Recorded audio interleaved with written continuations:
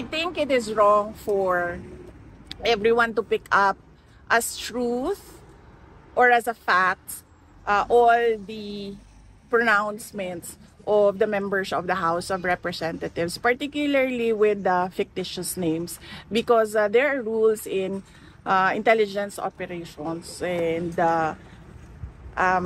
you already heard some of intelligence people who worked in intelligence say that aliases are often used in intelligence operations. We have an intelligence expert on our side, two actually, who will be our resource persons. So let us wait for the trial. And as I said yesterday, if there is no trial, then I will answer it publicly. But I just want to wait what will happen to the articles of impeachment.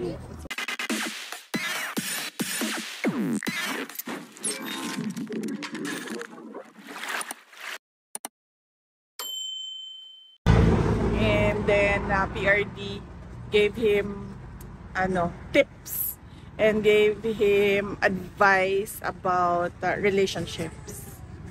So talagang it was your son that was the joy of his day today? Yes, oo. Everything was, all our discussion revolved around the life of a young boy, he's 12 years old. So, and then he was visibly pleased when he saw his grandchild, because he's tall already. The last time he saw him was he's not that tall. He's 5'5" now at 12 years old. So wow. That made him visibly surprised and pleasantly surprised. Sa politika po, meron kayo nakapagsapan? Politics, wala. Let me remember. Wala naman.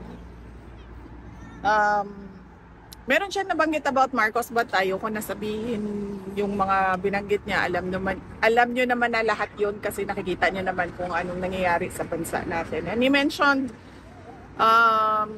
drugs as well, and the current state of our country in terms of illegal drugs. Okay, questions? VP, may tanong po. Congratulations for the Office of the Vice President for receiving an unmodified statement from opinion from COA, for 3 straight years under your leadership. What's your opinion with respect to this? Well, it shows the transparency and accountability and the compliance of the Office of the Vice President with all the regulations required by law. So we are thankful for the hard work. I am thankful for the hard work of Office of the Vice President personnel. VP, how was your trip in South Korea? I did not go to South Korea, ma'am.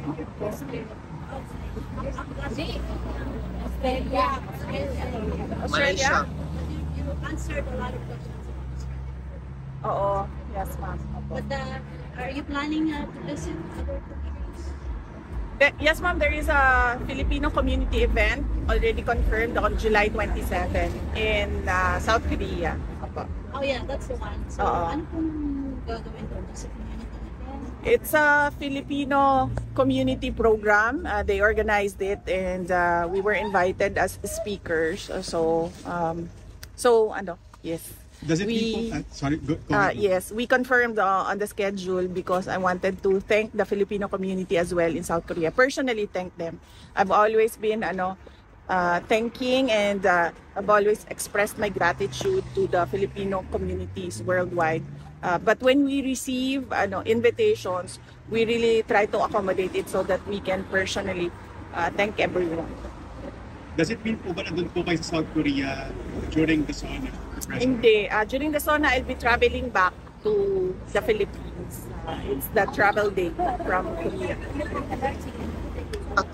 Vice President, ano po yung reaction ninyo, or what does it mean when you told your spokesperson of the Office of the Vice President Attorney Ruth Castelo. Ruth Castelo, yeah, that she will not be the attack dog of the office of the Vice President.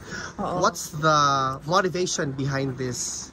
Oo, because her job is for the institution, is for the office of the Vice President. No, it's not political, it's not for me. So that is why she will only bring good news, accomplishments, and announcements of the office of the Vice President. Not the other woman. So, sino po? Nag-a-atake sa inyo. No, we do not want to besmirch the reputation of our office. Bibi, speaking po ng kay spokesperson Castelo. So nabanggit po niya na meron daw pong additional 170 million dun sa budget ng OBP for next year. So ngayon po ang current budget na na-approve ng DBM ay 903 million. Yes. And sabi po ni spokesperson Castelo, for additional employees daw po and other IT equipment, yung sa cost na yun. So, saan po gagamitin exactly yung IT equipment? So, ano po yung purpose ng additional employees? It is best since the Office of the Vice President already has a spokesperson, no? And she has been allowed to discuss matters regarding everything about the office. So, let's just direct the questions to her when she does her press con. She will conduct a regular press con. VP, I know this question has been asked many times. Yung impeachment na nakahang pa rin sa'yo, how are you going to address the allegations of, for example, fictitious names as beneficiaries of the fund? It can be very well addressed during trial. So our lawyers are preparing for the trial and collecting pieces of evidence and gathering affidavits from witnesses that they will present during trial. But let me just say this, no, na I think it is wrong for everyone to pick up as truth or as a fact all the pronouncements of the members of the House of Representatives, particularly with the fictitious names, because there are rules in intelligence operations, and you already heard some of intelligence people who worked in intelligence say that aliases are often used in intelligence operations. So, yeah. So it can be deduced that the fictitious names are not real names but aliases. That can be discussed during the trial, ma'am. I do not want to elaborate on intelligence operations. We have an intelligence expert on our side, two actually, who will be our resource persons. So let us wait for the trial. And as I said yesterday, if there is no trial, then I will answer it publicly. But I just want to wait what will happen to the articles of impeachment. Ma'am, regarding naman po sa case ng inyong aba, so yung defense team po, si Attorney Kaufman, he seeks to present po yung Senate findings ng committee po, or ng panel po ni Senator Jaime Marcos. So napag-usapan po ba ninyo yun ni Senator Marcos nung magkasama po kayo sa Malaysia? Tsaka sa tingin po ninyo, ano po ba maging epekto nitong paggamit ng, kung papayagan kung magamit itong panel report dun sa ICC case? I've not discussed the findings of the committee of Senator Marcos with her. I do not know. They had a private meeting. Attorney Kaufman and Senator Marcos had a private meeting here in The Hague when she came for the rally. And I do not know what they discussed. And Attorney Kaufman is careful as well on what he discusses with me, because there are some things, there are many parts of the defense strategy that are confidential and are privileged between the lawyer and the client. Ma'am, kumusta po pala yung inaayos ng oath taking for mayor of your father? Is it going to happen? Hindi po ako nag-aayos ng oath-taking niya, ma'am. Inaasikaso po yon ng kanyang mga abogado sa Pilipinas. So hindi ko po alam kung anong update ng mga lawyers niya sa Pilipinas. Andito po ako para bumisita kay dating Pangulong Rodrigo Duterte at magpakita ng suporta sa kanya. Maybe the next question. Nakikita niyo po yung mga evidence ni Auntie Claire Castro na half of the evidence po is blanco, na mga barangays that free, drugs-free daw po tumibig, tapos na masyado daw makapal yung mga list, pero half of that is empty. Ano po masasabi niyo na? Well, it's not surprising coming from the administration, no? They fabricate many things and many accusations. So I would not be surprised if they fabricate data with regard to the drug situation.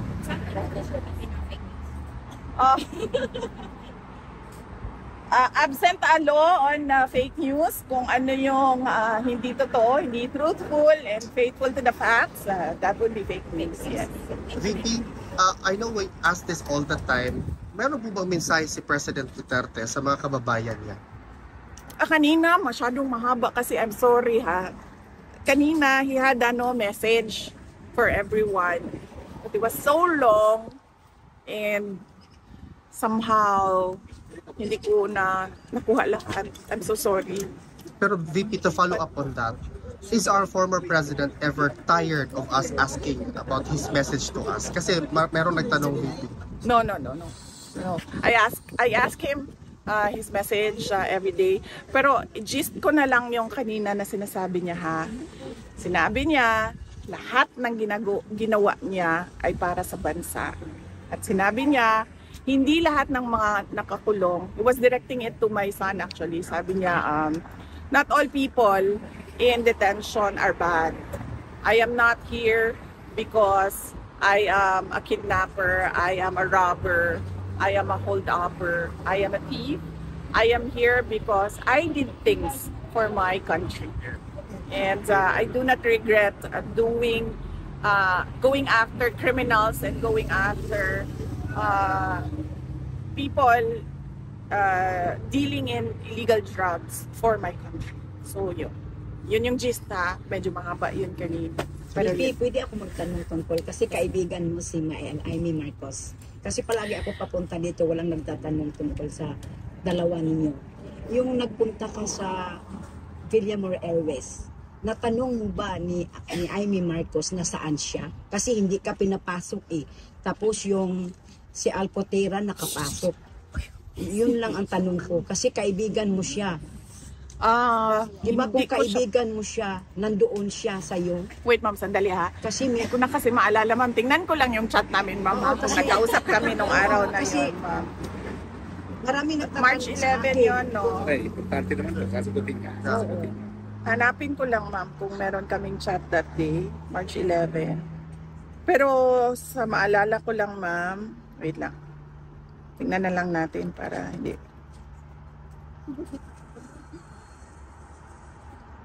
So,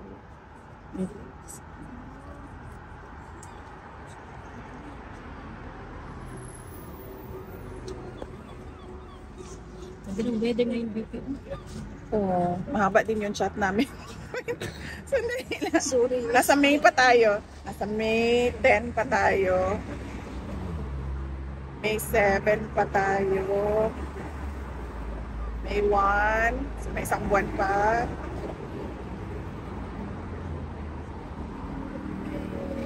April 12.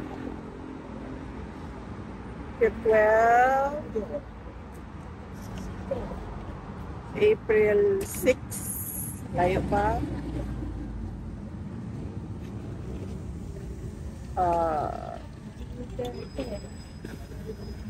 Ano siya eh? Nagganon-ganon siya. Yung nasa batas. March 11.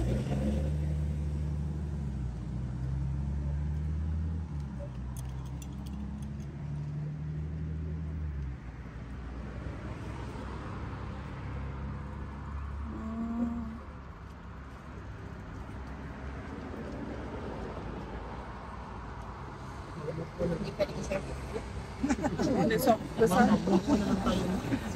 is very important. That is very important because si BP is very trusted with Amy Marcos. Baka yan ang manggulo sa 2028. Jesus. Cool ka lang, cool ka lang. Yeah, I know. Marcos is traitor. Love, calm down. Yeah, I know.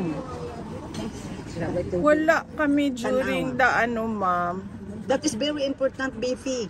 Okay lang. Wala, ma'am. Wala kami. Convo. Oh, hindi mo siya natanong. Actually, natanong ma'am kung, Oh, nasaan kung siya? pwede, Kaibigan ka. nasaan siya. Hindi ko siya natanong nun, ma'am. Bakit hindi siya doon sa Villamor Airways kung tapat siya sa iyo, tapat siya sa mga Duterte? Kasi nakipag-ariglo siya sa iyo, naging kaibigan mo na ngayon. Ma'am, Tapos wala siya sa Villamor Airways. oo, hindi naman ako, hindi ako spokesperson ni Senator Amy Marcos, pero in fairness to her, ang dami nang wala doon sa Villamor Air Base, ma'am. Ang dami talaga na nagsasabi na para kay President Duterte sila at sumusuporta sila kay President Duterte, pero wala sila doon sa Villamor Air Base at all. Pero ang girlfriend, Okay, tama na. Okay na to. Next question. Tama na. Wait lang, ma'am, chismis. Sino ang girlfriend, Next ma'am? question. Yun. Ha? Oh. Yes. Napakinggan ko yung interview ni Manong Chavez sa Bilyonaryo na pag kumandidato ka po daw po kayo sa 2020, full support po daw po sa iyo. Kahit nagka-anunsyo na daw po si Alzheimer na si BBM. Well, nagpapasalamat ako kay former Governor Chavez Singson. In fact, tumatawag siya sa akin twice bago yan lumabas ang interview. Tumawag siya sa akin. Twice ko din na hindi nakatanggap yung call niya, na miss call lang siya. Tapos nung nag-message naman ako sa kanya na tatawag ako, hindi na siya nakasagot, baka busy din kasi.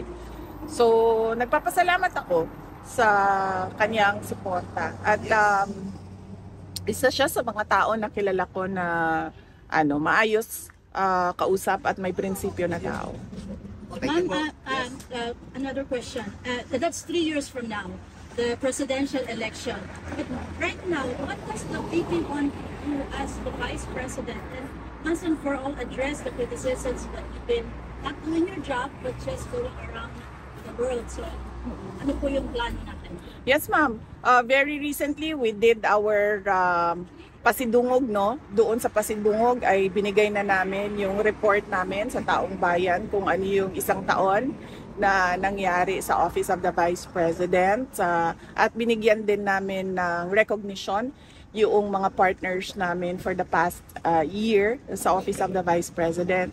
Since tinanggal na ng House of Representatives or ng Congress yung medical and burial assistance ng Office of the Vice President, ang naiwan na lang sa mga projects namin ay pagbabago yung Million Learners and Trees campaign. This is a campaign for education, targeting 1 million school children by 2028 and targeting 1 million trees by 2028. And then ang next namin is ang Magnegosyo Taday namin. This is targeting women's association and LGBT groups or individuals who want to access financing for their micro or small enterprises. And then ang next is we still have our disaster operations center. Yun sila, araw-araw yun nagbibigay ng tulong namin kapag merong sunog, may baha, merong evacuees dahil sa pagsabog ng bulkan or dahil sa bagyo, kung ano man yung problem doon sa area of responsibility nila. And then we also have the Libreng Sakay program. Ito yung mga buses na pinahiram sa Office of the Vice President. So ang ginawa namin ay nilagay namin sila sa mga ruta na kailangan ng augmentation, transportation during high traffic hours. And then ang next namin is yung Pansarap program namin. This is the feeding program namin wherein we target school children, malnourished school children for 120 days. We do our feeding program. In fact, meron kaming funny story dito sa Pansarap namin na project, no? Dahil after 120 days, nagkaroon kami ng beneficiary na naging obese ang kanyang weight. So nagka-problema na naman kami kasi sabi nung aming project manager, hindi pwedeng obese ang isang bata. So kailangan doon sila pumasok sa weight para sa edad nila. So yun po yung mga projects ongoing for the Office of the Vice President. And dagdag doon sa mga ginagawa ng opisina namin doon sa loob ng Office of the Vice President and mga satellite offices namin, no? We have in Pangasinan, in Isabela, in National Capital Region, and then we have Western, Central, and Eastern Visayas. We have BARM, we have Western Mindanao, Southern Mindanao, and Caraga and Bicol. So yan yung mga ginagawa nila. And then para sa akin, dinadagdag namin yung mga invitations ng various associations, and then yung invitations ng Filipino communities abroad, mainly to discuss what happened to President Duterte at anong nangyari doon sa kanyang extraordinary rendition, and yung injustice ng ICC, injustice na ginagawa ng ICC, holding an 80-year-old man in detention knowing he has health problems. And then yung discuss din namin during our Filipino community events, kung ano ba yung mga gusto makita ng mga kababayan natin, lahat ng mga OFWs na nakatira or nakatrabaho abroad, dahil napakaraming best practices around the globe. And then finally, we discuss what is happening right now in our country. So yan yung mga ginagawa namin. Ma'am, kailan ang next visit niyo? Kita kay Digong. Wala pa akong schedule kasi medyo mahaba yung schedule ni Veronica dahil school break na niya eh. So mahaba yung kanyang time dito. Okay. But you will be here, wala lang schedule ang visit niya? Wala ako dito. Pag wala akong schedule sa bisita, wala din ako dito. Nandito lang ako pag may schedule ako sa bisita. Okay. Sa loob. Ma'am, I have a question. One question, ma'am. 4 times a week. Apa. Ma'am, I have a question. As an excellent, hardworking Vice President with 3 consecutive unmodified opinion from COA, what is your message to your detractors who tries to pull you down to the mud when in fact you're shining like a star? Sinabi ko na yan. Kuyawa po na ato na Of course. beauty contest with the beauty queen answer, no? Grabe. No, as I said, diba, before, when they started, sabi ko, you just try and drag me to hell, then we'll see. VP, mabuhay ka, mahal ka ng mga Pilipino. Thank you. So, Okay.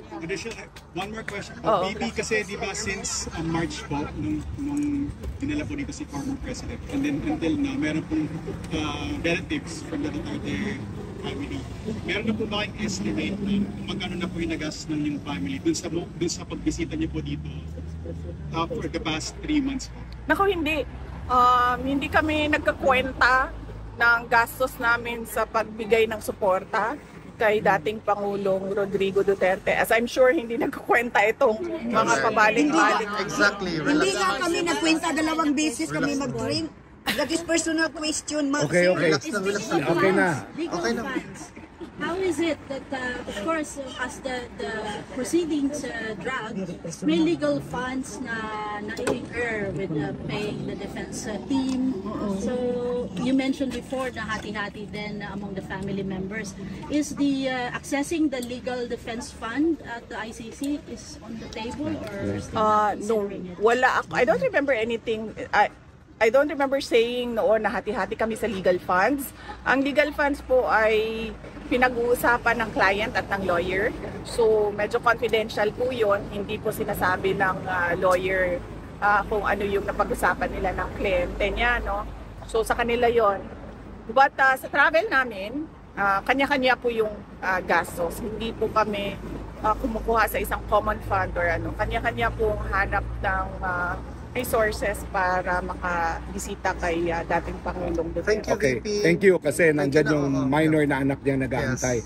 Can I ask the first-timers? Ma'am, do you have a few minutes for pictures? Dito na lang. Can we prioritize the first-timers? Doon daw, sir. Doon Let's daw, mag-start, prioritize sir. the